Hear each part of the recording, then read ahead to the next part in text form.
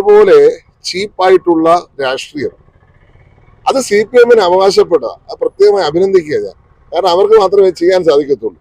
ഇതിപ്പം കഴിഞ്ഞ ദിവസം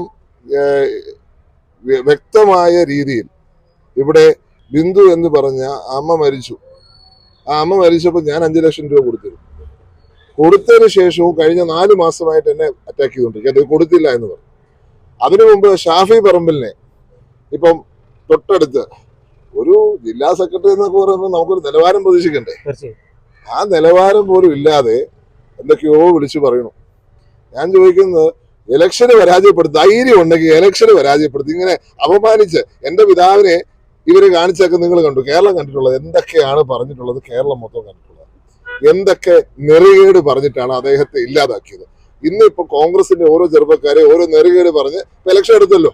ഇലക്ഷൻ എടുത്തപ്പോ സമയമായി ചീട്ടൊക്കെ പുറത്തു വെക്കാൻ. ഇത് മാത്രമേ ഉള്ളൂ ചീട്ട്, അല്ലാതെ പ്രവർത്തനത്തിന് കുറവോ ഒന്നും ചൂണ്ടിക്കാണിക്കാനില്ല. വ്യക്തി ആക്ഷേപം, വ്യക്തി ഹത്യ നടത്തുക എന്നുള്ളത് CPM രാഷ്ട്രീയത്തിന്റെ ഭാഗമാണ്.